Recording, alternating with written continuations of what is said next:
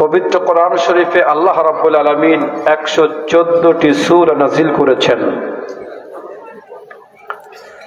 তার মধ্যে হতে আমি আপনাদের সামনে 108 নম্বর সূরা কাউসার তেলাওয়াত করেছি। এই সূরাটি মক্কায় অবতীর্ণ।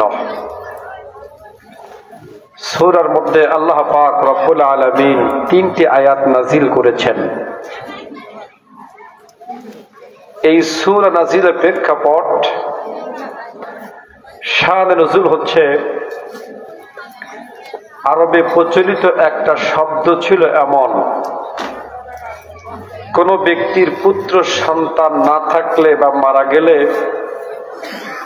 ওই ব্যক্তিকে উদ্দেশ্য করে লোকজন বলতো আত্মার বা নির্বংশ। আমার আপনার নবীর যখন পরপর 2 জন পুত্র সন্তান ইন্তেকাল করলেন, আবুল কাসেম বা ইব্রাহিম, কাফের মুশরিকরা তখন আমার নবীকে উদ্দেশ্য করে বলা শুরু করলো আত্মার বা নির্বংশ। জোরে বলেন নাউজ বিল্লাহ। এদের মধ্যে অন্যতম ছিল আস ইবনে ওয়াইল। এই পাপিষ্ট কাফের সামনে যখন আমার নবীর কোনো আলোচনা উঠে আসতো, এই পাপিষ্ট কাফের তখন বলতো বাদ দাও তো তার কথা, সে তো আত্মার নির্বংশ, সে মারা যাওয়ার পর তার নাম নেওয়ার কেউ থাকবে না। নাউজুবিল্লাহ বলেন।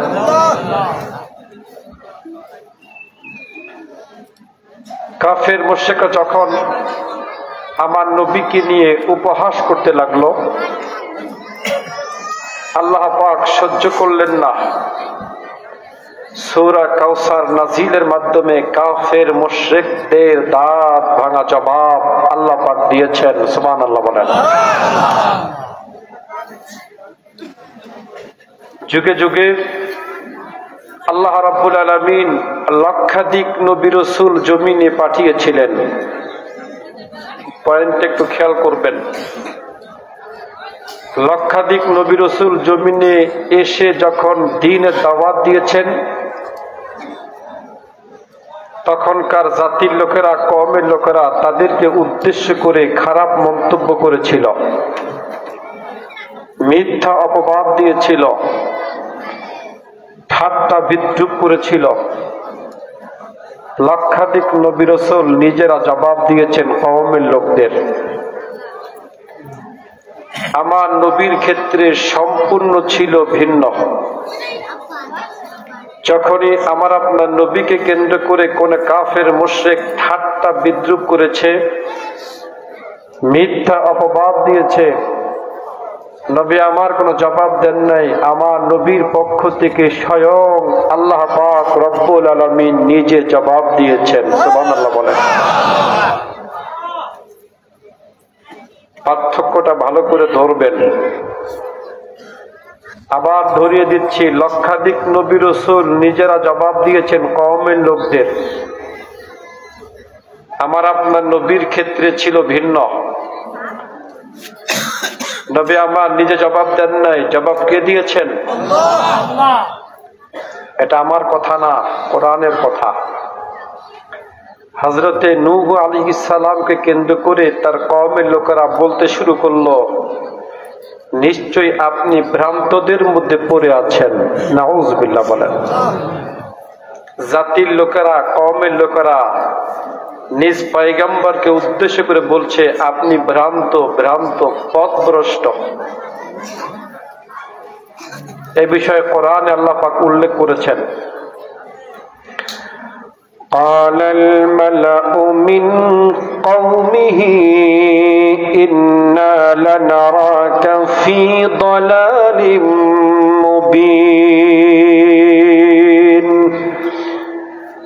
হযরত নূহ আলাইহিস সালামের কওমের লোকেরা তাকে উদ্দেশ্য করে বলল, আমরা মনে করি আপনি ভ্রান্তদের মধ্যে পড়ে আছেন।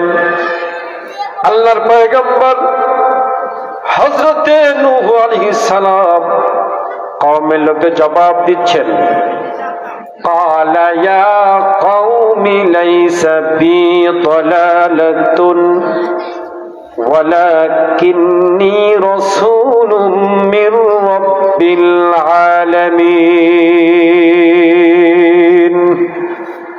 আল্লাহর পয়গম্বর হযরতে নূহ আলাইহিস সালাম কওমের লোককে জবাব দিচ্ছেন, আমার কওমের লোকরা শোনো, ভ্রান্তদের সঙ্গে আমার কোনো সম্পর্ক নাই, আমি হলাম আল্লাহর পক্ষ থেকে একজন রাসূল।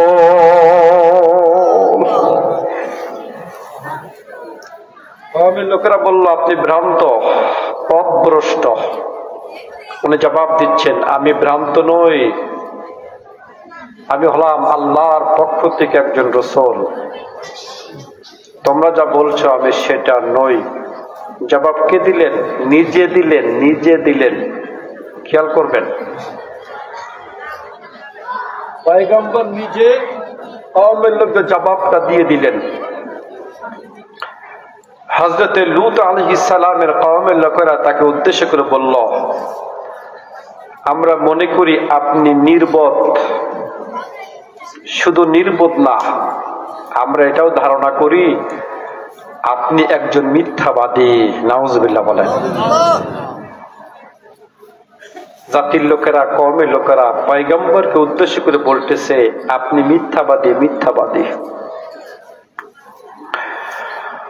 قال الملأ الذين كفروا من قومه إنا لنراك في سفاهة وإنا لنظنك من الكاذبين।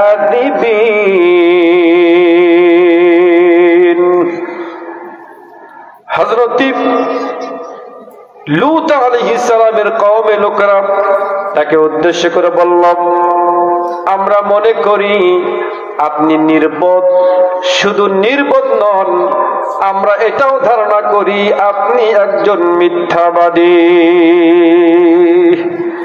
কিতাবের মধ্যে এসেছে, আল্লাহর পয়গম্বর হযরতে লূত আলাইহিস সালাম কওমের লোককে জবাব দিচ্ছেন, قال يا قوم ليس بي سفاهة ولكني رسول من رب العالمين। আল্লাহর পয়গম্বর হযরতে লূত আলাইহিস সালাম কওমের লোককে জবাব দিচ্ছেন, আমার কওমের লোকরা শোনো, আমি নির্বোধ নই, আমি মিথ্যাবাদীও নই, আমি হলাম আল্লাহর পক্ষ থেকে একজন রাসূল। নিজে জবাব দিয়েছেন। কিতাবের মধ্যে এসেছে, মাদাইনবাসীরা হযরতে শুআইব আলাইহিস সালামকে উদ্দেশ্য করে বলল, আপনি যা বলেন অধিকাংশ কথা আমরা বুঝি না, আর আমরা আপনাকে দুর্বল দেখতে পাচ্ছি। যদি আপনার সঙ্গে লোকজন না থাকতো, আমরা আপনার দিকে পাথর নিক্ষেপ করতাম। আর আমরা এটাও ধারণা করি আপনি কোন সম্মানিত ব্যক্তিও নন। চিন্তা করেছেন কত মিথ্যা কথাগুলো কওমের লোকেরা তাকে উদ্দেশ্য করে বলল। আল্লাহর পয়গম্বর হযরতে শুআইব আলাইহিস সালাম কওমের লোকদের জবাব দিয়ে দিয়েছেন। কিতাবের মধ্যে এসেছে, ফিরাউন হযরতে মূসা আলাইহিস সালামকে উদ্দেশ্য করে বলল, মূসা, আমি মনে করি তুমি জাদুকর, জাদুগ্রস্ত। فقال له فرعون إني لأظنك يا موسى مسحورا। ফিরআউন হযরতে মূসা আলাইহিস সালামকে উদ্দেশ্য করে বলল, মূসা, আমি মনে করি তুমি জাদুকর, জাদুগ্রস্ত। আল্লাহর পয়গম্বর হযরতে মূসা আলাইহিস সালাম ফিরআউনের জবাব দিচ্ছেন, ফিরআউন রে, আমি জাদুকর নই, জাদুগ্রস্ত নই। জবাব দিচ্ছেন ওয়া ইন্নী লাআযুন্নুকা ইয়া ফিরআউনু মাসবুরান। আল্লাহর পয়গম্বর হযরতে মূসা আলাইহিস সালাম জবাব দিচ্ছেন, ফিরআউন রে, আমি জাদুকর নই, জাদুগ্রস্ত নই, আর আমি এটা ধারণা করি অচিরেই তুই ধ্বংসপ্রাপ্ত হয়ে যাবি, তুই জমিনে থাকতে পারবি না, তুই শেষ হয়ে যাবি, শেষ হয়ে যাবি। কিতাবের মধ্যে এসেছে আমার আল্লাহ পাক রব্বুল আলামিন এই জমিনে লক্ষাধিক নবী রাসূল পাঠিয়েছিলেন। যখনই তাদের কওমের লোকেরা তাদেরকে উদ্দেশ্য করে মিথ্যা অপবাদ দিয়েছিল, তহমত দিয়েছিল, ঠাট্টা বিদ্রুপ করেছিল, সঙ্গে সঙ্গে কওমের লোকদের জবাব নিজেদের পয়গম্বর দিয়েছেন। কিতাবের মধ্যে এসেছে আমার আপনার নবীর ক্ষেত্রে সম্পূর্ণ ছিল ভিন্ন। যখনই আমার আপনার নবীকে কেন্দ্র করে কোন কাফের মুশরিক মিথ্যা অপবাদ দিয়েছে, তহমত দিয়েছে, ঠাট্টা বিদ্রুপ করেছে, নবী আমার কোনো জবাব দেন নাই। আমার নবীর পক্ষ থেকে স্বয়ং আমার আল্লাহ পাক রব্বুল আলামিন নিজে জবাব দিয়েছেন। পার্থক্য এখানে, নবীর মুখ থাকা সত্ত্বেও আমার নবী কোনো জবাবই দেন নাই। সরাসরি আল্লাহ রাব্বুল আলামিন কাফেরদের জবাব দিয়েছেন। কাফের মুশরিক যখন আমার নবীকে উদ্দেশ্য করে বলল, নিশ্চয়ই সে পাগল হয়ে গেছে, উন্মাদ হয়ে গেছে, নাউযুবিল্লাহ বলেন, নিশ্চয়ই মুহাম্মদ পাগল হয়ে গেছে। এই কথা কেন বলেছিল? আমার নবী যখন তাওহীদ রিসালাতের প্রচার শুরু করলেন মক্কায়, ওদের গায়ের ভিতরে জ্বালা যন্ত্রণা শুরু হলো।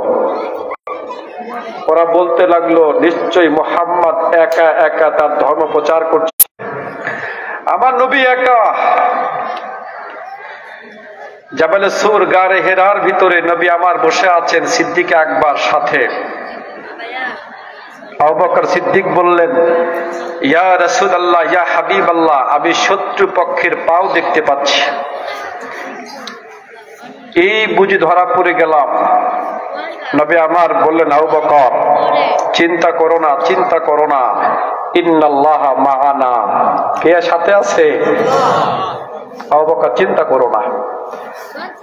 ওরা আমার নবীকে মনে করেছিল একা একা, ওরা জানে না আমার নবীর সাথে আল্লাহ ছিলেন। কে ছিলেন? এই জন্য ওরা আমার নবীকে উদ্দেশ্য করে বলল, পাগল হয়ে গেছে, পাগল হয়ে গেছে, একা একা তার ধর্ম প্রচার করছে, কোনদিন আমাদের ধর্ম বাট্টিক করে তার ধর্ম সে প্রতিষ্ঠা করতে পারবে না, এই জন্য সে পাগল হয়ে গেছে। কিতাবের মধ্যে এসছে নবী আমার কোনো জবাব দেয় না। আমার নবীর পক্ষ থেকে স্বয়ং আমার আল্লাহ পাক রব্বুল আলামিন জবাব দিচ্ছেন। সুবহানাল্লাহ বলেন। আল্লাহ রব্বুল আলামিন কাফেরদের জবাব দিবেন। জবাব দেওয়ার আগে পরপর তিনটা শপথ করলেন, যেন জবাবটা মজবুত হয়। আমরা তো শপথ করি, আল্লাহর কসম করে বলছি, কোরআনের কসম করে বলছি, চোখ ছুঁয়ে বলি, মাথা ছুঁয়ে বলি, ঠিক কিনা বলেন? কেন বলি? কথাটা যেন বিশ্বাসযোগ্য হয়, কথাটা যেন মজবুত হয়, যেন মেনে নেয়। আল্লাহ রাব্বুল আলামিন কাফেরদের জবাব দিবেন। জবাব দেওয়ার আগে প্রথমে পরপর তিনটা শপথ করলেন, যেন জবাবটা মজবুত হয়। আল্লাহ রাব্বুল আলামিন জবাব দিচ্ছেন, প্রথমে শপথ করছেন, নুন ওয়াল কলমি ওয়া মা ইয়াসতুরুন। পরপর তিনটা শপথ করলেন। তিনটা শপথ করার পর আল্লাহ রাব্বুল আলামিন এবার জবাব দিচ্ছেন, মা আনতা বিনি'মাতি রাব্বিকা বিমাজনুন।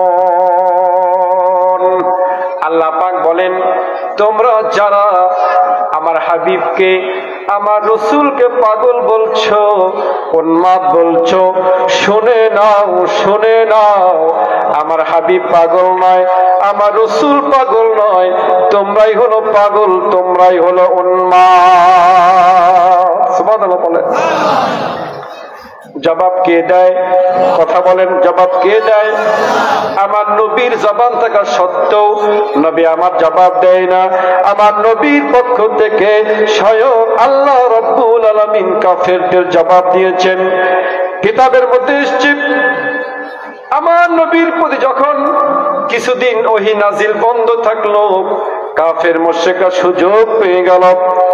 তারা বলা শুরু করল, নিশ্চয়ই মুহাম্মদের রব মুহাম্মদকে ছেড়ে দিয়েছে, অপছন্দ করেছে।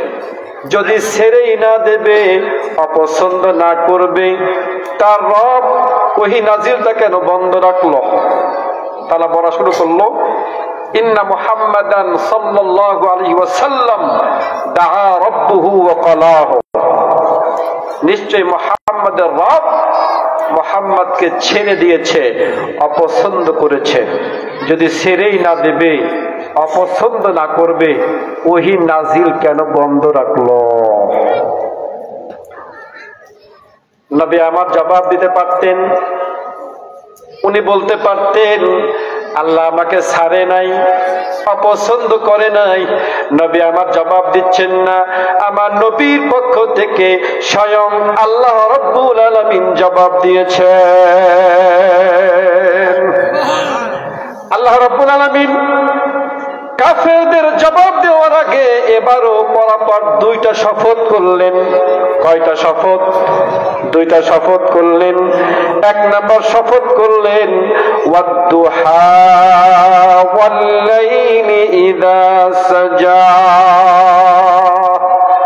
পরাপর দুইটা শপথ করলেন।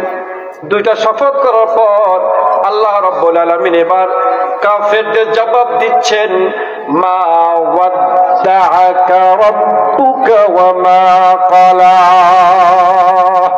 আল্লাহ পাক বলেন, তোমরা মনে করেছো আমি আমার হাবিবকে ছেড়ে দিয়েছি, অপছন্দ করেছি। শুনে নাও, শুনে নাও, আমি আমার রসুলকে, আমি আমার হাবিবকে ছাড়িও নাই, অপছন্দ করি নাই।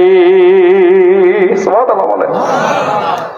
আল্লাহ পাক বলেন, তোমরা ভেবেছিলে আমি আমার হাবিবকে ছেড়ে দিয়েছি, অপছন্দ করেছি। শুনে নাও, আমি আমার রসুলকে ছাড়িও নাই, অপছন্দ করি নাই। শুধু জবাব দেন নাই, এরপর আল্লাহ রাব্বুল আলামিন আয়াত নাজিল করলেন তার হাবিবকে খুশি করার জন্য, ওয়ালা সাউফা ইউতিকা রাব্বুকা ফাতারদা। আল্লাহ পাক বলেন, হাবিব আমি আপনাকে দিতেই থাকবো, দিতেই থাকবো, যতক্ষণ পর্যন্ত আপনি খুশি না হবেন আমি আল্লাহ পাক আপনাকে দিতেই থাকবো। হাসরের ময়দানে নবী আমার আল্লাহর দরবারে চাইতে থাকবেন, আল্লাহ রাব্বুল আলামিন দিতেই থাকবেন, দিতেই থাকবেন, যতক্ষণ পর্যন্ত নবী আমার খুশি না হবেন আল্লাহ পাক রব্বুল আলামিন ততক্ষণ পর্যন্ত আমার নবীকে দিতেই থাকবে।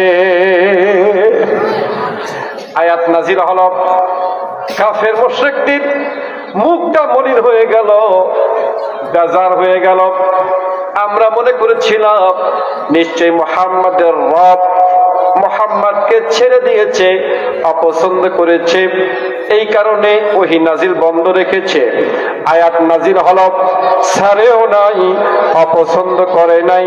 শুধু তাই নয়, মুহাম্মাদের রব মুহাম্মদকে সুসংবাদ দিয়েছে, এত দেবে হাসরের ময়দানে মুহাম্মদ খুশি না হওয়া পর্যন্ত তার রব তাকে দিতেই থাকবে। ওদের মুখ কালা হয়ে গেছে। আমরা ভাবলাম কি হইল, কি নাজিল হচ্ছে কি? কিতাবের মধ্যে এসেছে কাফের মুশরিকরা আমার নবীকে উদ্দেশ্য করে বলল, লাস্তা মুরসালা, আপনি রসুল নন। নাউজুবিল্লাহ বলেন। কি বলল? লাস্তা মুরসালা, আপনি রসুল না, রসুল না, আপনি নবী না। নবী আমার জবাব দিতে পারতেন, বলতে পারতেন আমি নবী হিসেবে এসেছি। কি বলে, ঠিক কিনা? পূর্ববর্তী জামানার পয়গম্বররা নিজেরা জবাব দিয়েছেন, আল্লাহর পক্ষ থেকে রসুল হিসেবে এসেছি তোমাদের মাঝে। আমি নবীও তো বলতে পারতেন আমি নবী হিসেবে এসেছি। নবী আমার কোনো জবাব দেয় না। আমার নবীর পক্ষ থেকে স্বয়ং আল্লাহ রাব্বুল আলামিন জবাব দিচ্ছেন। কিতাব সাক্ষী, কাফেরদের জবাব দেওয়ার আগে আল্লাহ রাব্বুল আলামিন প্রথমে আমার নবীকে নেতা বলে সম্বোধন করলেন। সুবহানাল্লাহ বলেন। আল্লাহ রাব্বুল আলামিন আমার নবীকে ইয়াসিন নেতা বলে সম্বোধন করলেন, সৈয়দ বলে ডাক দিলেন। তারপর আল্লাহ পাক রব্বুল আলামিন পবিত্র কোরআনের শপথ করলেন, ওয়াল কুরআনিল হাকীম। আল্লাহ রাব্বুল আলামিন জবাব দিবেন। জবাব দেওয়ার আগে প্রথমে আমার নবীকে ইয়াসিন বলে সম্বোধন করলেন, নেতা বলে ডাকলেন। তারপর পবিত্র কোরআনের শপথ করলেন। তারপর আল্লাহ রাব্বুল আলামিন কাফেরদের জবাব দিচ্ছেন, ইন্নাকা লামিনাল মুরসালিন। আল্লাহ পাক বলছেন, নিশ্চয়ই আপনি রাসূলদের মধ্যে একজন। সুবহানাল্লাহ বলেন। জবাব কে দেয়? আমার নবীর তো মুখ ছিল, জবাব দিতে পারতেন না, উনি দিচ্ছেন না। আল্লাহ পাক জবাব দিচ্ছেন, শোনো তোমরা কি বলো, সে রাসূল না? আল্লাহ পাক বলছেন, আমি কোরআনে শপথ করে বলছি। শপথ কে করলেন? আল্লাহ পাক বলেন, আমি কোরআনে শপথ করে বলছি আপনি রাসূলদের মধ্যে একজন। সুবহানাল্লাহ বলেন। কিতাবের মধ্যে এসেছে, কাফের মুশরিকরা আমার নবীকে বলল, আপনি কবি। কবি। নবী আমার যখন কোরআন তেলাওয়াত করতেন,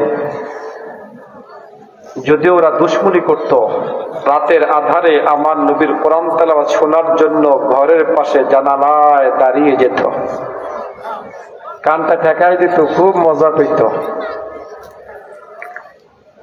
দিনে দুশমনি, রাত্রে কোরআন তেলাওয়াত শোনা। তারা বলল, আপনি কবি। নবী আমার জবাব দিতে পারতেন আর বলতে পারতেন, তোমরা যে আমাকে কবি বলছো, আমি কবি না, কবি না। নবী আমার জবাব দেয় না। আমার নবীর পক্ষ থেকে স্বয়ং আল্লাহ রাব্বুল আলামিন জবাব দিচ্ছেন আর বলছেন, ইন্নাহু লাকাউলু রাসূলিন কারীম ওয়ামা হুয়া বিকাউলি শাইরিন কালিলাম মা তুমিনুন।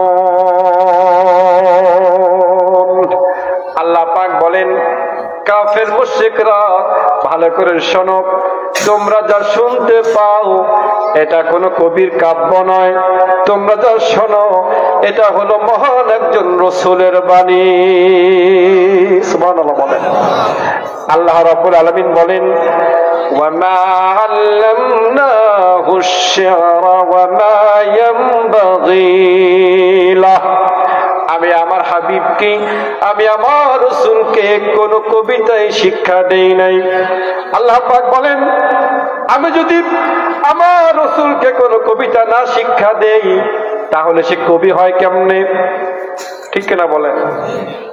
আল্লাহ পাক কি বলতেছেন? আমি আমার রাসূলকে কোন কবিতাই শিখাই নেই।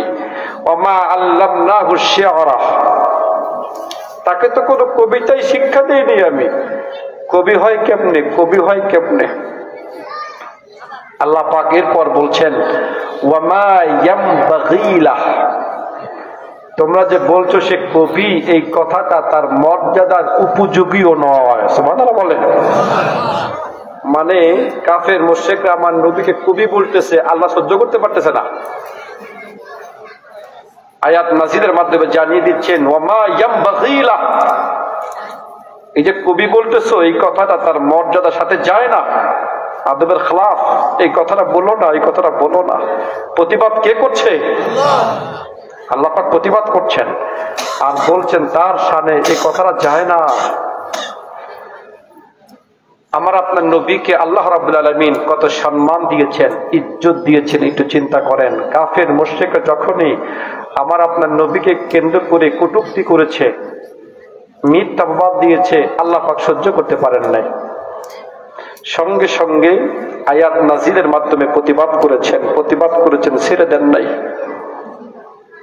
এখান থেকে তো আমাদের শিক্ষা গ্রহণ করতে হবে, ঠিক কিনা বলেন? এখান থেকে আমাদেরও শিক্ষা গ্রহণ করতে হবে। পৃথিবীর যে প্রান্ত থেকে আমার নবীকে নিয়ে কটূক্তি করা হোক না কেন, উম্মতে মুহাম্মাদি প্রতিবাদ করবে, ঠিক কিনা বলেন? যেখানে আল্লাহ পাক ছাড়েন নাই, যেখানে আল্লাহ রাব্বুল আলামিন নিজে ছাড়েন নাই কাফেরদেরকে, আমাদেরও তো ছাড়ার কোনো সুযোগ। ইমান থাকবে না, ইমানই থাকবে না যদি আমরা ছেড়ে দিই। দেখেন আল্লাহ রাব্বুল আলামিন তার হাবিবকে কত সম্মান করেছেন, কত ইজ্জত দিয়েছেন। একটা এক্সাম্পল দেই। নবী আমার বসে আছেন, সামনে সাহাবা একরামগণ বসা ছিলেন, সিদ্দিকে আকবর বসা, ওমর ফারুক রাদিয়াল্লাহু তাআলা বসে আছেন। এমন সময় বনি তামিম গোত্রের কিছু লোক গোত্রীয় প্রধান নির্বাচনের জন্য আমার নবীর খেদমতে হাজির হলেন। নেতা কে হবে, গোত্র প্রধান কে হবেন? নবী আমার বসে আছেন, আবু বকর সিদ্দিক রাদিয়াল্লাহু তাআলা আনহু একজনের প্রস্তাব করলেন, ওমর ফারুক রাদিয়াল্লাহু তাআলা আনহু আরেকজনের প্রস্তাব করলেন। আলোচনা শুরু হলো। গোত্রীয় প্রধানের নাম দুইজন ব্যক্তি দুইজনের কথা উচ্চারণ করলেন। আলোচনা শুরু হলো। আলোচনা বাড়তে বাড়তে আওয়াজটা উঁচুতে উঠে গেল। আল্লাহ পাক সহ্য করতে পারলেন না। আল্লাহ পাক আয়াত নাজিল করে জানিয়ে দিচ্ছেন, এখানে আমার হাবিব বসে আছেন, আমার রসুল বসা, এত উচ্চ আওয়াজে তার সামনে কথা বলো। চিন্তা করছেন? সাহাবা একরামগণ আলোচনা করছিলেন, আওয়াজটা বেড়ে গেল। আল্লাহ পাক সহ্য করতে পারলেন না, আয়াত নাজিল করে জানিয়ে দিচ্ছেন, আমার হাবিব বসে আছে এখানে, উচ্চ আওয়াজে কথা বলো না, আওয়াজটা নিচে নামা।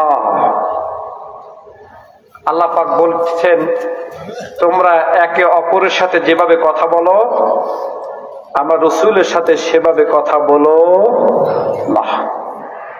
সূরা হুজরাতের মধ্যে আল্লাহ পাক আয়াত নাজিল করলেন, সাবধান করলেন, ইয়া আইয়ুহাল্লাযীনা আমানু লা তারফাউ আসওয়াতাকুম ফাওকা সাওতিন নবী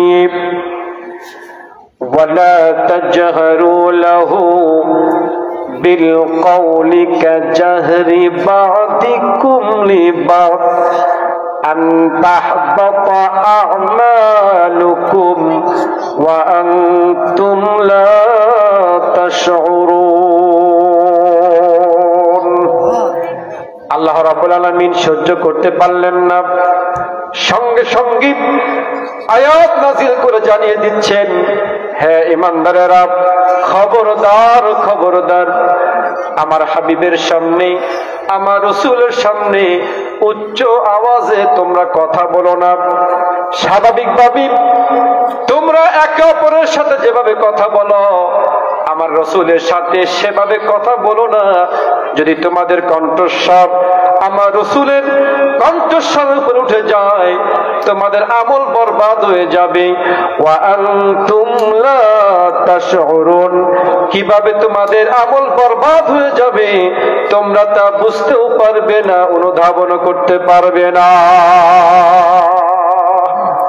আয়াত নাজিল হলো, সাহাবায়ে কেরামগণের মুখটা মলিন হয়ে গেল, চিন্তায় পড়ে গেলেন, বিয়াদবি হয়ে গেছে।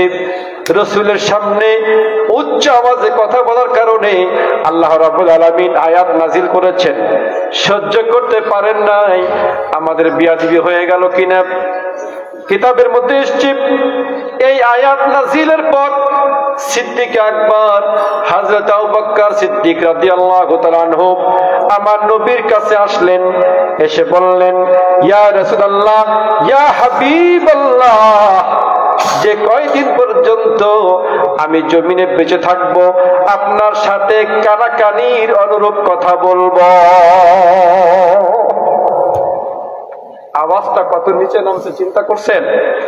সিদ্দিক আকবর বলেন যে কয়দিন পর্যন্ত আমি জমিনে জীবিত থাকবো আপনার সাথে কানাকানি যেভাবে কথা বলে আস্তে আস্তে কথা বলবো। সুবহানাল্লাহ বলেন।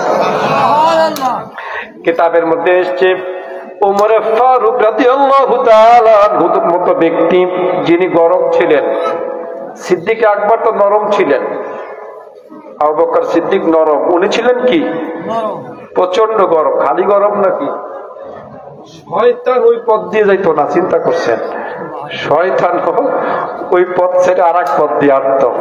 ওমর আসতেছে, খাইছে রে খাইছে, বিশাল ব্যাপার। নবী আমার এক যুদ্ধ জয় করে ফিরলেন। সাহাবা ইকরামগণ এসে বললেন, ইয়া রাসূলুল্লাহ, ইয়া হাবিবাল্লাহ, একটু আনন্দ প্রকাশ করতে চাই, আনন্দ প্রকাশ করতে চাই, যুদ্ধে জয়লাভ করেছি। নবী আমার অনুমতি দিলেন। দব বাজাচ্ছে, দব, দব জায়েজ, এখনো জায়েজ, এক পাশে থাকবে আর এক পাশে খোলা থাকবে, এটা দব বলে। দব, ঢোল ছিলেন তো, ঢোল দুই পাশে থাকে, আর দব এক পাশ আর এক পাশ খালি, এটা জায়েজ আছে এখন। অনুমতি দিলেন, শুরু হলো, দব বাজানো শুরু হলো, রসুলের সামনে শুরু হলো। সিদ্দিক একবার আসলেন, দব বাজতেছে। আলী রাদিয়াল্লাহু তাআলা আসলেন, দব বাজতেছে। ওসমান রাদিয়াল্লাহু তাআলা আসলেন, দব চলতেছে। ওমর ফারুক যখনই ঢুকলেন সঙ্গে সঙ্গে সব ফেলাই দিয়ে পাশে দৌড়। চিন্তা করছে কি করে ফেলাই আল্লাহ জানে, সাথে তো একটা তরবারি থাকেই, আঘাত করে বসে কিনা। এতক্ষণ ঠিকই চলতেছিল, আমি কিতাবের মধ্যে পেয়েছি, এতক্ষণ ঠিকই চলতেছিল আনন্দ। ওমর ফারুক যখনই ঢুকলেন, কিসের আনন্দ, ফেলাই দিয়ে মোটামুটি সরে পড়ছে সব, খাইছি রে খাইছে, ওমর আসছে। এত গরম ব্যক্তি। এই আয়াতটা নাজিলের পর আমি কিতাবের মধ্যে পেয়েছি, ওমর ফারুক রাদিয়াল্লাহু তাআলা আনহু যখন কথা বলতেন এত আস্তে আওয়াজে কথা বলতেন যে দ্বিতীয়বার শোনা লাগতো। প্রথমে কি বলেছেন আবার একটু বলেন তো, সুবহানাল্লাহ বলেন। ওমর ফারুক রাদিয়াল্লাহু তাআলা আনহু মৃত্যুর আগ পর্যন্ত এই আয়াত নাজিলের পর উচ্চ আওয়াজে কথা বলেন নাই। সুবহানাল্লাহ বলেন। আওয়াজ কত নিচে নামছে চিন্তা করেন। সিদ্দিক একবার বললেন কানাকানির মতো কথা বলবো, আর ওমরে ফারুক উনি বলতেছেন আওয়াজ আর কোনোদিন উঁচু স্থানে ওঠে নাই। আল্লাহ পাক সতর্ক করেছেন আমল বরবাদ হয়ে যাবে, আমল বরবাদ হয়ে যাবে। যখন প্রথমে কথা বলতেন লোকজন বলতো হুজুর প্রথমে কি বলেছেন আবার বলেন তো, একটু শুনি। আল্লাহ পাক তার হাবিবকে কত সম্মান দিয়েছেন, কত ইজ্জত করেছেন, একটু চিন্তা করেন। সহ্য করতে পারেন আল্লাহ, সঙ্গে সঙ্গে আয়াত নাজিল করে সাবধান করে দিয়েছেন। কিতাবের মধ্যে এসেছে নবী আমার একদিন কাবা চত্বরে সমস্ত কাফেরদেরকে জড়ো করলেন। কাফের মুশরিকরা কাবা চত্বরে হাজির হয়ে গেল। আবু লাহাব, উতবা সাহেব, আবু জেহেলের মতো ব্যক্তিরা উপস্থিত। নবী আমার সবাইকে ডেকে তাওহীদ রিসালাতের প্রচার শুরু করলেন। কেউ কোনো কথা বলে না। এক পাশ থেকে আবু লাহাব দাঁড়িয়ে বলল, তাব্বান লাকা সাইরাল ইয়াউম আলিহাযা জামাতানা। হে মুহাম্মদ সাল্লাল্লাহু আলাইহি ওয়াসাল্লাম, তুমি কি আমাদেরকে এই কথা বলার জন্য এখানে ডেকে এনেছো? ধ্বংস তোমার জন্য। খায়ার কাম পাও নাই, এই কথা বলার জন্য ডেকে আনছো? তাব্বান লাক, ধ্বংস তোমার, ধ্বংস তোমার। নাউজুবিল্লাহ বলেন। আমরা যদি কাউকে উদ্দেশ্য করে বলি ধ্বংস হ, মর, যাকে বলবো সে আগে আগে বলবে তুই মর, ঠিক না বলেন? সে কি বলবে? তুই আগে মর। আবু লাহাব যখন আমার নবীর ধ্বংস কামনা করলো। নবীর জবান থাকা সত্ত্বেও আমার নবী আবু লাহাবের ধ্বংস কামনা করেন নাই। আমার নবীর পক্ষ থেকে স্বয়ং আল্লাহ রাব্বুল আলামিন আবু লাহাবের ধ্বংস কামনা করেছে। সুবহানাল্লাহ বলবেন না? আমার নবীর মুখ ছিল, নবী আমার ইচ্ছা করলে বলতে পারতেন আবু লাহাব তুই মর, ধ্বংস তুই হ, ঠিক কিনা বলেন?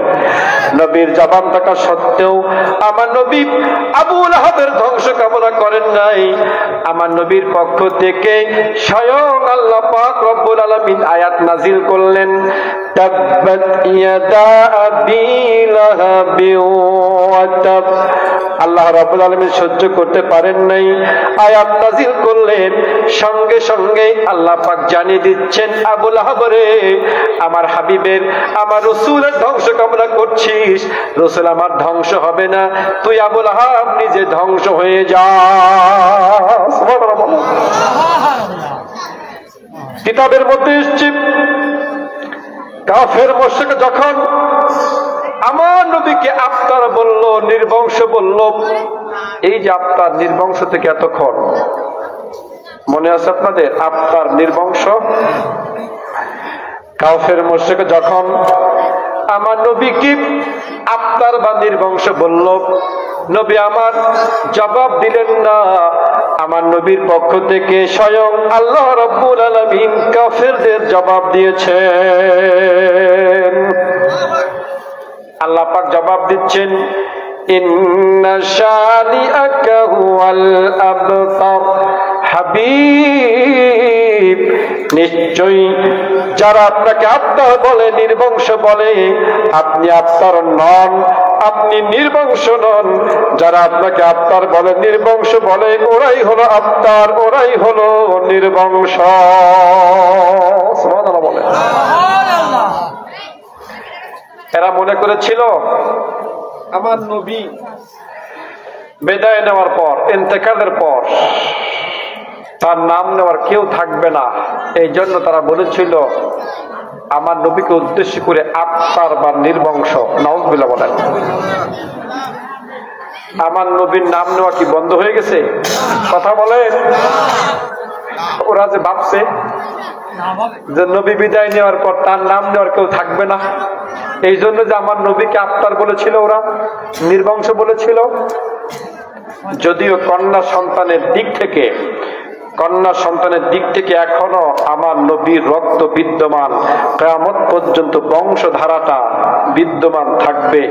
পুরুষ সন্তানের দিক থেকে বংশধারা বন্ধ, পুরুষ সন্তানের দিক থেকে বংশের ধারাটা বন্ধ, কিন্তু কন্যা সন্তানের দিক থেকে আমার নবীর বংশধারা এখনো আছে, কিয়ামত পর্যন্ত চলতেই থাকবে।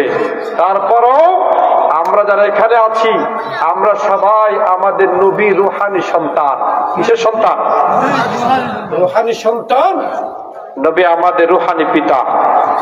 আমাদের পিতার নাম আমরা অন্তরস্থল থেকে নেই, ঠিক কিনা বলেন? এখনো নেই। কিয়ামত পর্যন্ত নবী রূহানি সন্তানগুলো তার পিতার নাম, তাদের পিতার নাম নিতেই থাকবে, ঠিক কিনা বলেন?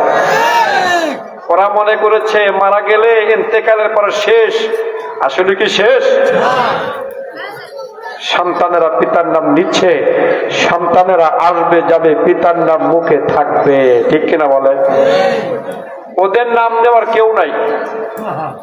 ওদের নাম যদিও কেউ নেয়, ঘৃণার দৃষ্টিতে নেয়, ঠিক কিনা বলেন? নিকৃষ্ট মনে করে নেয়। আর আমরা আমাদের পিতার নাম নেই অন্তরস্থল থেকে মহাব্বতের সাথে, ঠিক কিনা বলেন? কিতাবের মধ্যে এসেছে, হযরত আনাস ইবনে মালিক রাদিয়াল্লাহু তাআলা আনহু বর্ণনা করেন, মসজিদের মধ্যে আমরা বসে আছি, এমন সময় আল্লাহর নবী মসজিদের মধ্যে প্রবেশ করলেন। আমরা তাকায় আছি নবীর দিকে। নবী মসজিদের মধ্যে প্রবেশ করার পর বসে বসে ঝিমাচ্ছিলেন। আমরা দেখতে পাচ্ছিলাম আল্লাহর নবী মসজিদের মধ্যে বসে ঝিমাচ্ছেন। আমরা তাকায় আছি নবীর দিকে। কিছুক্ষণ পর দেখতে পেলাম আল্লাহ নবী ওই ঝিমের মধ্যে মুস্কি হেসে মাথা উঁচু করলেন। সাহাবাগণ বললেন, ইয়া রাসূলুল্লাহ, ইয়া হাবিবাল্লাহ, কি এমন হলো এই ঝিমের মধ্যে মুস্কি হেসে মাথা উঁচু করলেন? নবী আমার বললেন, সাহাবারা শোনো, আমি যে ঝিমাচ্ছিলাম এই ঝিমের মধ্যে আল্লাহ রাব্বুল আলামিন আমার উপরে একটা সূরা নাজিল করেছেন। সেই সূরার মধ্যে আল্লাহ রাব্বুল আলামিন আমাকে হাউজে কাউসারের মালিকানা দিয়েছেন। এই হাউজে কাউসারের মালিকানা পাওয়ার পর আমি নবী ঝিমের মধ্যে মুস্কি হেসে মাথা উঁচু করেছি। নবী আমার বললেন, তোমরা কি জানো হাউজে কাউসার কি? সাহাবায়ে কেরামগণ বললেন, আল্লাহু ওয়া রাসূলুহু আ'লাম, আল্লাহ এবং তার রাসূল ভালো জানেন। নবী আমার বললেন, হাউজে কাউসার হলো জান্নাতের একটা নহর, যেটা আল্লাহ পাক আমাকে দিবেন বলে সূরার মধ্যে ওয়াদা করেছে। মিরাজ রজনীতে নবী আমার আল্লাহর সাথে সাক্ষাতের জন্য যাচ্ছেন, দিদারে যাচ্ছেন। প্রথম আকাশে যখন পৌঁছে গেলেন, প্রথম আকাশে পৌঁছানোর পর নবী আমার তাকায় দেখলেন একটা নহর, নহরের সাথে বিশাল একটা প্রাসাদ। নবী আমার কাছে গেলেন, যে প্রাসাদটা মুক্তা এবং হীরার দ্বারা নির্মিত। সুবহানাল্লাহ বলেন। নবী আমার প্রাসাদের কাছে গেলেন, একটু মাটি নাকের কাছে ধরলেন। নবী আমার ঘিরান নিলেন, ওই প্রাসাদের মাটিটা মেশকো আম্বারে থেকেও সুঘ্রাণ বের হচ্ছে। সুবহানাল্লাহ বলেন। নবী আমার বললেন, ভাই জিবরাইল, এই স্থানটা কোন স্থান? হযরতে জিবরাইল আলাইহিস সালাম বললেন, ইয়া রাসূলুল্লাহ, ইয়া হাবিবাল্লাহ, এটাই হলো হাউজে কাউসার, যেটা আল্লাহ পাক আপনাকে দিবেন বলে প্রস্তুত করে রেখে দিয়েছে। অপর বর্ণনা এসছে, নবী আমার বসে আছেন, সামনে সাহাবায়ে কেরামগণ বসা। নবী আমার বললেন, তোমরা কি জানো হাউজে কাউসার কি? সাহাবাগণ বললেন, আপনি এবং আল্লাহ ভালো জানেন। নবী আমার বললেন, এটা জান্নাতের একটা নহর, এটা দুধের চাইতে সাদা, মধুর চাইতে মিষ্টি হবে। সুবহানাল্লাহ বলেন। নবী আমার বললেন, এই নহরের পাশ দিয়ে বিভিন্ন পাখি বসা থাকবে। কি বসা থাকবে? পাখি বসা থাকবে। আবু বকর সিদ্দিক বললেন, ইয়া রাসূলুল্লাহ, ইয়া হাবিবাল্লাহ, নিশ্চয়ই পাখিগুলো দেখতে সুন্দর হবে। নবী আমার বললেন, আবু বকর, পাখিগুলো দেখতে যেমনই হোক না কেন, আবু বকর, পাখিগুলো খেতে বেশি মজা হবে।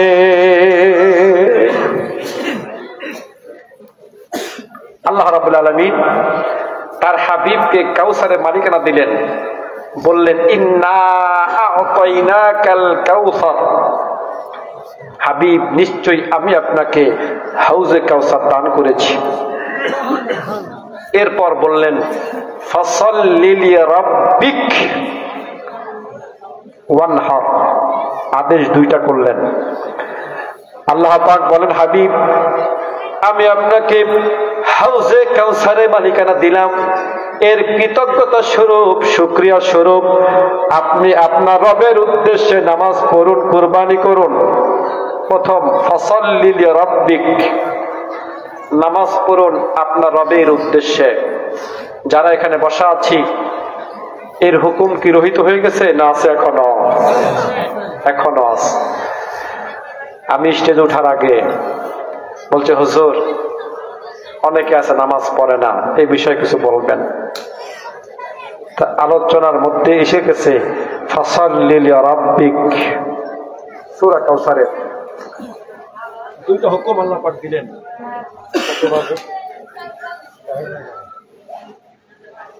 আর একটু চলবে, অল্প একটু চলবে। আপনাকে সমস্যা নেই, শেষ করবো।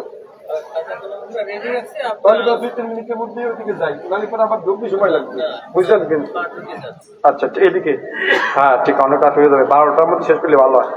শোনেন, এটা শেষ করতে সময় লাগবে, শেষ করতে সময় লাগবে। এই পাংশায় 6 তারিখ আসতেছি পাশেই, ওই জায়গাটা করবো ইনশাআল্লাহ। একটা বাকি থেকে যাবে, শুধু ফাসাল্লি লিরাব্বিক এটা বলি, ওয়ান হারটা বাকি থাকলো। যদি 2-1 জন ওখানে যান, ওয়ান হার সম্পর্কে আলোচনা করবো ইনশাআল্লাহ। আল্লাহ পাক বললেন ফাসাল্লি লিরাব্বিক, রবের উদ্দেশ্যে নামাজ পড়ুন। প্রথম যে আদেশ করলেন, হুকুম করলেন, যারা এখানে বসা আছি আমাদের উপর হুকুম বলবৎ আছে, ঠিক কিনা বলেন? 2টা হাদিস আপনাদের সামনে উপস্থাপন করছি। 1 নাম্বার, নবী আমার বলেন আস-সালাতু ইমাদুদ্দিন, নামাজ সালাত হচ্ছে ধর্মের খুঁটি, ধর্মের। মান আকামাহা ফাকাদ আকামাদ-দ্বীন, যে খুঁটিকে ঠিক রাখলো সে ধর্মকে ঠিক রাখলো। সুবহানাল্লাহ বলবেন না? ওয়ামান হাদামাহা ফাকাদ হাদামাদ-দ্বীন, যে খুঁটিকে বিনষ্ট করলো সে তো ধর্মকেই বিনষ্ট করে ফেললো। নাউযুবিল্লাহ বলেন। যে নামাজ নামক খুঁটিকে বিনষ্ট করলো সে ধর্মকেই বিনষ্ট করে ফেললো, শেষ করে দিল, ধ্বংস করে ফেললো। 2য় হাদিস, নবী আমার বলেন আউয়ালু মা ইউহাসাবু বিহিল আবদু ইয়াউমাল কিয়ামাতিস সালাহ, কিয়ামতের ময়দানে সর্বপ্রথম আল্লাহ রাব্বুল আলামিন বান্দাকে জিজ্ঞাসা করবেন, প্রশ্ন করবেন, বান্দা নামাজ পড়েছিল কিনা? বান্দা নামাজ পড়ছো? যারা এখনো নামাজ ধরি নাই, আমরা যারা বসে আছি এখানে নামাজ ধরি নাই, নামাজ এখনো শুরু করি নাই, এরকম লক্ষ মাহফিল একদিকে রাখেন, এশার ওয়াক্তটা আর একদিকে রাখেন, সমান হবে না। মুসলমান ভালো করে শোনেন, এই মাহফিলে 3 ঘন্টা 4 ঘন্টা সময় দিলাম, এশার নামাজ মাত্র 20 মিনিট লাগতো সময়, মাত্র 20টা মিনিট লাগতো। ওই 20 মিনিট সময় ওখানে দিতে পারতাম, এই লক্ষ মাহফিলে বসলে যে সওয়াবটা, ওই 20 মিনিটের সওয়াব রাত দিন ডিফারেন্স, সমান কোনো সুযোগই নাই। কোটি মাহফিল একদিক, 20 মিনিট এশার অর্থ কিন্তু আর একদিক। যারা নামাজ আজকে ঈশার নামাজ আদায় করি নাই, আমি অনুরোধ করব অন্তত ঈশার নামাজ না পড়ে আপনারা শুবেন না। ঈশার নামাজ না পড়ে আপনারা কেউ শুবেন না। এটা নফল ইবাদত। এই যে মাহফিলে বসে আছে আমরা, নফল ইবাদত। এই ইবাদতটা কোন সময়, এই নেকিটা কোন সময় ফায়দা দেবে জানেন? যখন ফরজ ওয়াজিব সুন্নাত ঠিক থাকবে, তখন এই নফল ইবাদতের মূল্য আসবে। ফরজ ওয়াজিব সুন্নাত নাই, এই নফল ইবাদত গুলো কোনো মূল্য আসবে না। এই জন্য যার ফরজ ওয়াজিব সুন্নাত ঠিক থাকবে, তখন এই নফল ইবাদতটা তাকে আল্লাহর বন্ধু বানায় দেবে। সুবহানাল্লাহ বলেন। ফরজ ওয়াজিব সুন্নাত ঠিক করার পর যদি কোনো ব্যক্তি নফল ইবাদত করে, যে বান্দা যত বেশি নফল ইবাদত করবে, ওই বান্দার সাথে আল্লাহ তত বেশি সম্পর্ক মজবুত হবে। এই জন্য ফরজ ওয়াজিব সুন্নাত বাদ দিয়ে নফল না। লক্ষ মাহফিল একদিক, এশার নামাজের রক্ত কিন্তু আর এক দিক, 20টা মিনিট কিন্তু আর এক দিক, তাও সমান হবে না। 4 ঘন্টা সময় দিলাম, 5 ঘন্টা সময় মাহফিলে দিলাম, 20টা মিনিট এশার নামাজে দিতে পারলাম না। আফসোস মুসলমান, আছে না নাই? বহুত আছে, বহুত বহুত। মাহফিলে যায়, সুর শোনে, আলোচনা শোনে, মজা থাকে, কিন্তু 20টা মিনিট মসজিদে বা যেতে পারলাম না, ঈশার নামাজটা একটু পড়ি, এটা কেন জানি মজা লাগে না। তাহলে মাহফিলে তো কিসের মজা? যে মাহফিলে যায় বান্দা, কিন্তু বান্দা নামাজ পড়ে না। ঈশার নামাজটা পড়ে মাহফিলে আসতো না বান্দা, ওটা তো ফরজ ছিল। এটা মাথায় রাখবেন, এটা মাথায় রাখবেন। এই নামাজের উপর অনেক বয়ান আছে, বিশ্বাস করেন ঢুকলেও 10 থেকে 15 মিনিট সময় লাগবে। এই নামাজের উপরে বয়ান যদি ঢুকি, হাসরের ময়দানে আল্লাহ রাব্বুল আলামিন যখন বলবেন বান্দা নামাজ পড়েছ, যারা বেনামাজি দাঁড়ায় বলবে আল্লাহ নামাজ পড়ছিলাম। বেনামাজি দাঁড়ায় কি বলবে? পড়ছি পড়ছি তো, অথচ দুনিয়ায় নামাজের কাছেও যায় নাই। আল্লাহর সামনে দাঁড়ায় বলবে আল্লাহ পড়ছি। বাঁচার জন্য আল্লাহর সামনে দাঁড়িয়ে বান্দা মিথ্যা কথার আশ্রয় নেবে। আল্লাহ পাক তখন কি করবেন জানেন? কোরআনে জানিয়ে দিয়েছেন, আল-ইয়াউমা নাখতিমু আলা আফওয়াহিহিম ওয়া তুকাল্লিমুনা আইদিহিম ওয়া তাশহাদু আরজুলুহুম বিমা কানু ইয়াকসিবুন। বান্দা যখন বলবি নামাজ পড়েছিলাম, তোমার শপথ করে বলছি নামাজ পড়েছিলাম, আল্লাহ রাব্বুল আলামিন সঙ্গে সঙ্গে বান্দার মুখের উপরে মোহর মেরে দিবেন। রাখ, এটা দুনিয়া না, নামাজের জায়গা এটা না, মিথ্যার জায়গা এটা না। দুনিয়ায় তো নামাজ পড়িস নেই, এখন বলতেছিস নামাজ পড়ছি। মিথ্যা পাটপাড়ির জায়গা দুনিয়ায় ছিল, এটা না। কিতাবের মধ্যে পেয়েছি বান্দার হাতে সাক্ষ্য দেবী, পায়ে সাক্ষ্য দেবে। বান্দা তাকায় তাকায় দেখবে, আফসোস করে বলবে দুনিয়ায় তুই আমার ছিলি, কেন আমার বিরুদ্ধে এখন সাক্ষ্য দিচ্ছিস? কিতাবের মধ্যে এসেছে আল্লাহ রাব্বুল আলামিন সেদিন হাতের জবানটা খুলে দিবেন। হাত কথা বলবে আর বলবে দুনিয়া আমি পরাধীন ছিলাম, স্বাধীন ছিলাম না, আমাকে দিয়ে যা খুশি তাই ধরেছিলে, সুদ ঘুষ লেনদেন করিয়েছিলে, আমি বাধা দিতে পারি নাই, আমি ঠেকাতে পারি নাই, যেভাবে খুশি সেভাবে আমাকে তুমি ব্যবহার করেছিলে। আল্লাহ রাব্বুল আলামিন আজকে আমাকে স্বাধীন করে দিয়েছেন, আমি শুধু বলবো, তুমি শুধু শুনবে। আমি একটু বলি কি কি ধরিয়েছ, কি কি করেছো আমার দিয়ে, তুমি একটু শোনো, মনে পড়ে কিনা দেখো তো। হাতের জবান আল্লাহ খুলে দিবেন, কিতাবের মধ্যে এসছে। কিতাব সাক্ষী আল্লাহ রাব্বুল আলামিন এই পায়ের জবানটা খুলে দিবেন। হাসরের ময়দানে এই পাও আমার আপনার বিরুদ্ধে চলে যাবে, সাক্ষী দিয়া শুরু করবে আর বলবি চিন্তা করে দেখো, মনে পড়ে কিনা একটু তাকায় দেখো, মনে করে দেখো তো আমাকে দিয়ে তুমি কোথায় কোথায় ব্যবহার করেছিলে, কোথায় নিয়ে গিয়েছিলে। আমি বাধা দিতে পারি নাই, ঠেকাতে পারি নাই, আজ আমি শুধু বলে যাই, তুমি শুধু শুনে যাও। মনে পড়ে কিনা দেখো তো, কোন জায়গা নিয়ে গেছিলে আমারে, অমুক অমুক জায়গা খারাপ কাজে আমাকে ব্যবহার করেছিলে, মনে আছে?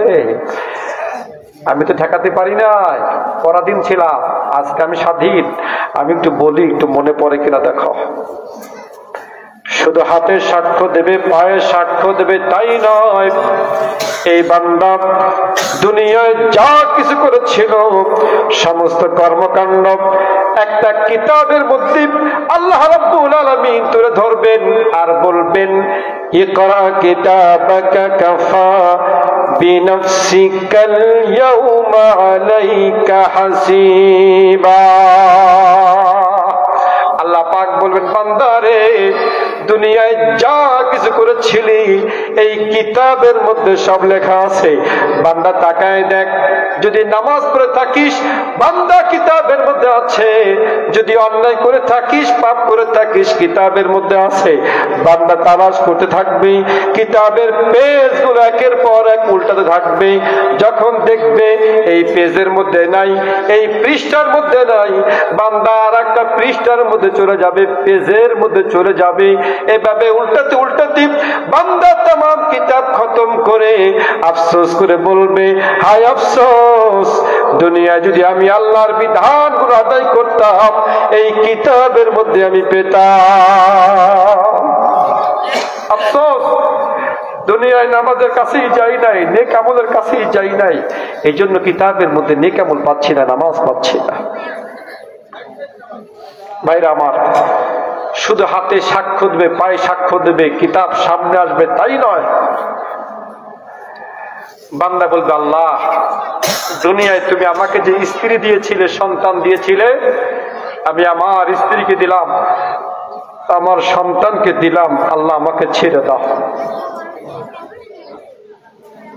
এই বিষয়ে আল্লাহ পাক বলেন, يبصرونهم يود المجرم لو يفتدي من عذاب يومئذ ببنيه وصاحبته وأخيه وفصيلته التي تؤويه ومن في الأرض جميعا। বান্দা বলবে, আল্লাহ আমার স্ত্রীকে নাও। যখন দেখবে স্ত্রীকে দিয়ে কাজ হলো না, সন্তানকে দিয়ে কাজ হলো না, বান্দা বলবে, আল্লাহ যে সমাজের মধ্যে বসবাস করেছিলাম, সমাজের সবাইকে নাও, আমাকে ছাড়ো। যখন দেখবে স্ত্রী সন্তান সমাজের লোককে দিয়ে কাজ হলো না, বান্দা বলবে, আল্লাহ দুনিয়া যত লোক আছে সবাইকে নাও, ওয়ামান ফিল আরদি জামিয়া, সবাইকে নাও, আমাকে ছেড়ে দাও, আমাকে ছেড়ে দাও। আল্লাহ পাক বলুন, বান্দারে কোন বিনিময় গ্রহণ করা হবে না। স্ত্রী সন্তান সমাজ দুনিয়ার লোক চলবে না, চলবে না। আগে উত্তর দে বান্দা, নামাজটা পড়ছিস নাকি? সঠিক পথে আয়, আগে ক নামাজ পড়ছিস নাকি ক। দেখেন, যারা নামাজ দুনিয়া ছেড়ে দিচ্ছি, পড়ছি না, হাসরের ময়দানে আফসোস করে বলতে হবে, ওয়ালাউ আন্নাহুম কানু ইয়াহতাদুন, হায় আফসোস যদি আমরা দুনিয়ায় সৎ পথে চলতে পারতাম, তাহলে আজকে আমাদের এই পরিণতি ভোগ করা লাগতো না। যারা আছি এখানে হাসরের ময়দানে আফসোস করতে চাই না, ঠিক কিনা বলেন? চাই না কি বলেন? সময় আছে আমাদের, এখনো সময় আছে, এখনো সুযোগ আছে। যারা আজকে ঈশার নামাজ আদায় করি নাই, ঈশার নামাজ না পড়ে আমরা শুভ চেষ্টা করবো তো ইনশাআল্লাহ। হাদিসের শেষে এসেছে, ফাইন সালাহাত সালাহা সাইরু আমালিহি, যদি বান্দার নামাজটা ঠিক থাকে, হাদিসের শেষে এসেছে যদি বান্দা তার জীবনে নামাজটা ঠিক রাখে, বান্দার সমস্ত আমল সঠিক বলে গণ্য হয়ে যাবে। সুবহানাল্লাহ। ওয়া ইন ফাসাদাত ফাসাদা সাইরু আমালিহি, যদি বান্দা তার জীবনে নামাজটা ঠিক না রাখে, বান্দার জীবনে যত আমল করুক না কেন, কোন আমলই সঠিক বলে গণ্য হবে না। হাদিসের কথা বলছি আমি, আমার কথা না। ফাইন সালাহাত সালাহা সাইরু আমালিহি ওয়া ইন ফাসাদাত ফাসাদা সাইরু আমালিহি, নামাজ ঠিক, সব আমল ঠিক। যার নামাজ নাই তার কোনো আমল সঠিক বলে গণ্য হবে। এই জন্য যারা এখানে বসা আছি, এই নফল ইবাদতটা কোন সময় কাজে দেবে? যখন ঈশার নামাজটা আমাদের ঠিক থাকবে। কথা বুঝতে পেরেছেন? যখন জীবনে নামাজটা ঠিক থাকবে, তখন এই নফল ইবাদতগুলো আমাদের কাজে দেবে। আল্লাহ পাক 5 ওয়াক্ত নামাজ আদায় করার তৌফিক আমাদের সবাইকে দান করেন। সবাই বলে আমিন। মা বোনদের বিষয়ে আমাকে বলতে বলেছিল, আমার আগে আলোচক যিনি ছিলেন আবু মুসা আশারি সাহেব, উনি যথেষ্ট বলেছেন, যথেষ্ট আলোচনা করেছেন মা বোনদেরকে নিয়ে। এবং আয়েশা সিদ্দিকা রাদিয়াল্লাহু তাআলা আনহা, ফাতেমাতু জোহরা রাদিয়াল্লাহু তাআলা আনহা, ওনাদের দৃষ্টান্ত উনি এনেছেন, আমি নিজে শুনেছি।